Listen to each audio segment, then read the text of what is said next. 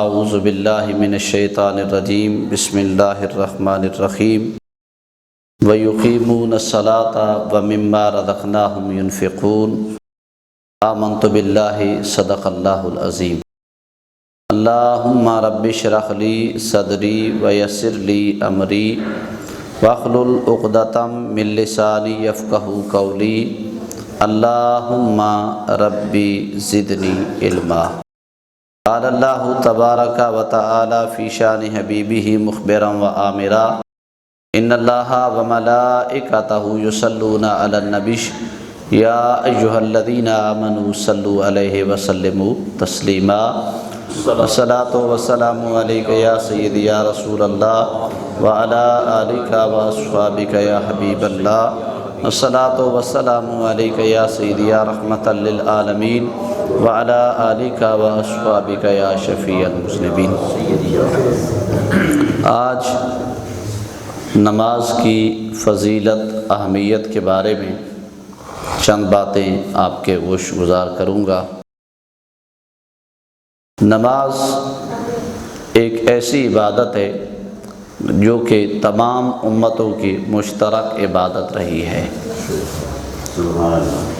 حضرت آدم علیہ السلام سے لے کے امام الانبیاء صلی اللہ تعالیٰ علیہ وآلہ وسلم تک ہر نبی اور رسول نماز قائم کرتا رہا، ادا کرتا رہا، اور منصب نبوت و رسالت پر فائز ہونے کے باوجود ہر نبی اور رسول نماز سے ثمرات کا خواہاں نظر آیا۔ اللہ رب العالمین یہ چاہتا ہے کہ میرا بندہ میری بندگی کرے، میرا بندہ میری ذات کے علاوہ اپنی جبین کو کسی کے آگے نہ جھکائے۔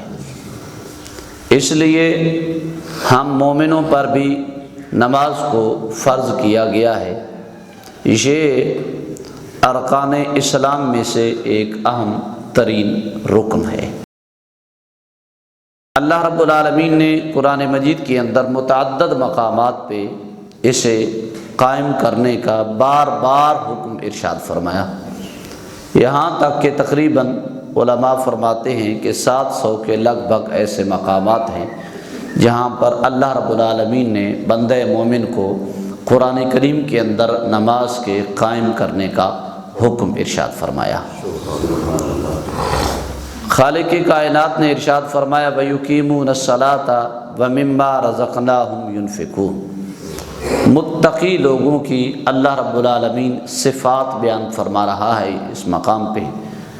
فرمایا متقی لوگوں کی ایک صفت یہ ہے کہ وہ نماز کو قائم کرتے ہیں، وَمِمَّا رَزَقْنَاهُمْ يُنْفِقُونَ، اور جو ہم نے انہیں رزق دیا ہے اس میں سے خرچ بھی کرتے ہیں۔ سبحان اللہ۔ متقی بندے کی یہ بھی صفت ہے۔ دوسرے مقام پہ ارشاد فرمایا ان الذین آمنوا وعملوا الصالحات واقاموا الصلاة وآتوا الزکاة لهم اجرهم عند ربهم ولا خوف علیہم ولا هم یحزنون۔ بے شک وہ لوگ جو ایمان لائے اور اچھے عمل کیے، وہ نماز قائم کرتے ہیں اور زکوٰۃ ادا کرتے ہیں، اور ان کا اجر ان کے رب کے پاس ہے۔ ولا خوف علیہم ولا هم یحزنون، نہیں ان پر کوئی خوف ہے اور نہ ہی کبھی وہ غمگین ہوں گے۔ ایک اور مقام پہ ارشاد فرمایا وَأَقِيمُوا الصَّلَاةَ وَآتُوا الزَّكَاةَ وَأَطِيعُوا الرَّسُولَ لَعَلَّكُمْ تُرْحَمُونَ۔ فرمایا اور نماز قائم کرو، زکوٰۃ ادا کرو اور رسول کی اطاعت کرو، لَعَلَّكُمْ تُرْحَمُونَ، تاکہ تم پر رحم کیا جائے۔ تو دوستان گرامی قدر، اس کے علاوہ بھی قرآن مجید کے اندر کئی مقامات پہ ساری کائنات کے خالق و مالک نے بندہ مومن کو نماز کے قائم کرنے کا، ادا کرنے کا حکم ارشاد فرمایا۔ حضرت عبادہ بن صامت رضی اللہ تعالیٰ عنہ روایت فرماتے ہیں آقا کریم علیہ السلام نے ارشاد فرمایا لوگو تم پر اللہ نے نماز کو فرض قرار دیا ہے، جو نماز کے لیے مکمل وضو کرے اور آقا کریم علیہ الصلوۃ والسلام نے ارشاد فرمایا مکمل وضو کرنے کے بعد وقت پر نماز کو ادا کرے اور رکوع و خشوع مکمل کرے، پورا کرے، تو فرمایا اللہ پر یہ عہد ہے کہ وہ ایسے شخص کو بخش دے۔ مکمل وضو کرے، وقت پر ادا کرے، رکوع و خشوع اس کا پورا کرے، اللہ پر یہ عہد ہے کہ اسے بخش دے۔ اور فرمایا جو ایسا نہیں کرے گا اللہ پر کوئی عہد نہیں ہے، چاہے تو بخش دے اور چاہے تو اسے عذاب دے دے۔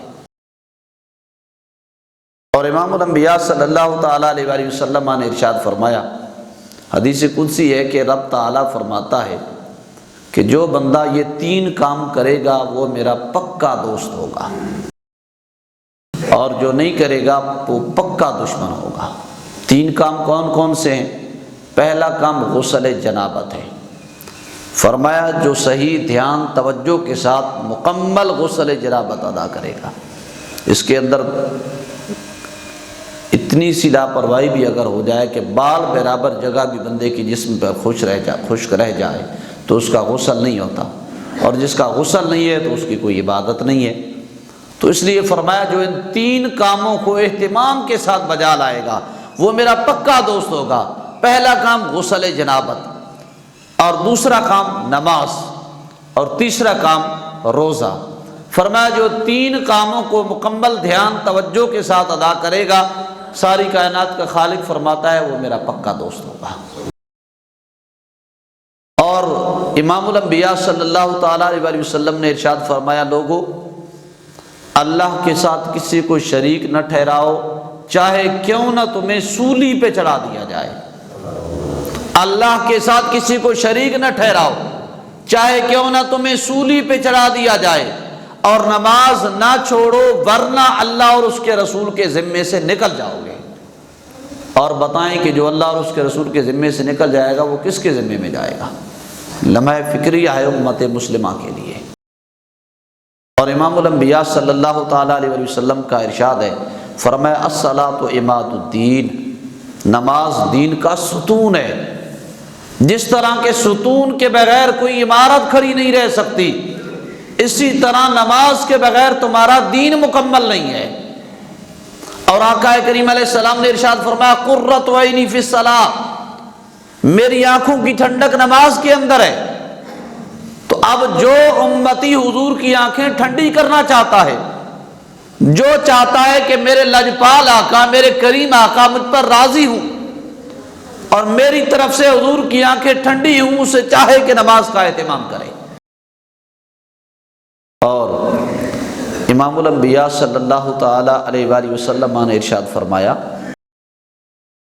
کہ جو بندہ نماز کے لیے کھڑا ہوتا ہے تو اللہ تعالیٰ اس کے لیے آسمان کے دروازوں کو کھول دیتا ہے، اور حوریں اس کا استقبال کرتی ہیں، اور اللہ اپنے اور اس کے درمیان جو حجاب ہوتے ہیں انہیں ہٹا دیتا ہے، اٹھا دیتا ہے۔ ہاں فرمایا جب تک کہ وہ اپنی ناک کو صاف نہ کرے، یعنی اگر وہ ادھر ادھر متوجہ ہوتا ہے تو یہ ساری جو اس پر انوار و تجلیات ہو رہی ہوتی ہیں یہ پھر تقسیم ہو جاتی ہے، ختم ہو جاتی ہے۔ تو یہ بھی توجہ کی ضرورت ہے۔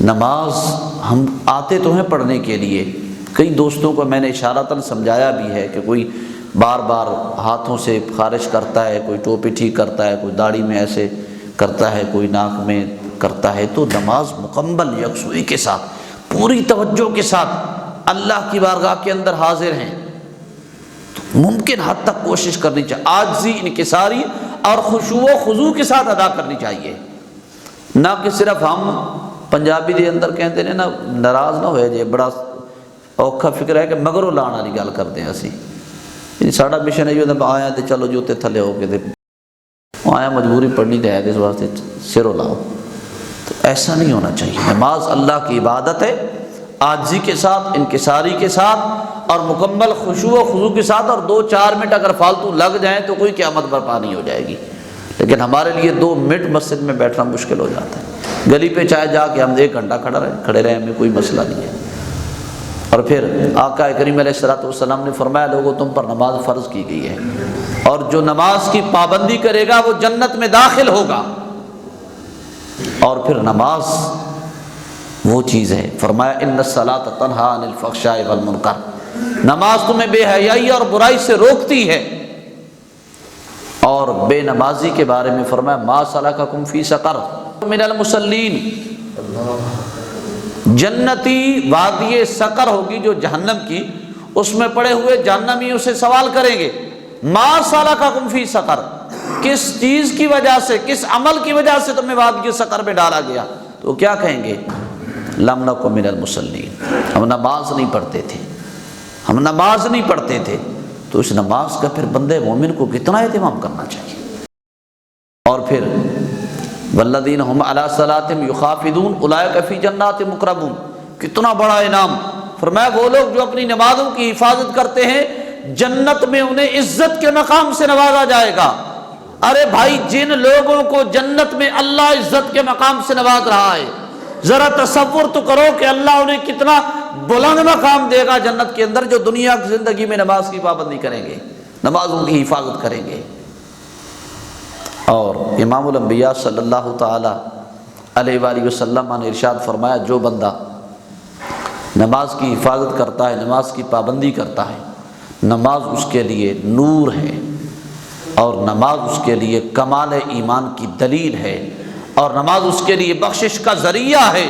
اور فرمایا جو نماز کی حفاظت نہیں کرتا، نماز نہ اس کے لیے نور، نہ اس کے لیے کمال ایمان کی دلیل، نہ اس کے لیے بخشش کا ذریعہ، بلکہ امام الانبیاء صلی اللہ علیہ وسلم نے فرمایا اس شخص کا حشر کل قیامت کے دن قارون، فرعون، حامان اور ابی بن خلف کے ساتھ ہوگا معاذ اللہ۔ اور حضرت علی المرتضیٰ کرم اللہ وجہ الکریم بڑی خوبصورت بات ارشاد فرماتے ہیں، فرمایا لوگو نماز کی فکر کو اپنے اوپر لازم کر لو، دنیا کی فکر سے آزاد ہو جاؤ گے۔ سبحان اللہ۔ ہم نے دنیا کی فکر کو تو لازم کیا ہوا ہے، لیکن نماز کی فکر کو اپنے اوپر لازم نہیں کیا ہوا۔ آپ دیکھیں نا، رمضان شریف کے مہینے کے علاوہ کیا تعداد ہوتی ہے نمازیوں کی، شب معراج اور شب برات اور شب قدر ساری رات جا کے گزار دیتے ہیں، محفل سنتے ہوئے ساری رات جناب جا کے گزار دی اور صبح نماز قضا ہو گئی۔ کیا محفل نے ساری رات یہی درس دیا ہے؟ شب معراج اور شب برات اور شب قدر نے یہی درس دیا ہے کہ نفلی عبادت سارا سال میں 2-3 راتیں جا کے کرو اور فرائض سے غافل ہو جاؤ؟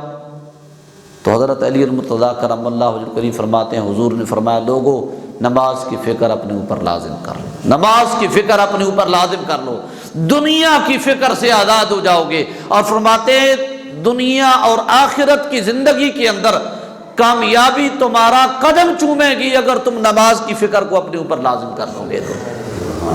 تو بارگاہ لم یزال کے اندر دعا ہے کہ اللہ رب العالمین ہم سب کو 5 گانا نماز باجماعت ادا کرنے کی توفیق عطا فرمائے۔ وآخر دعوانا ان الحمد للہ۔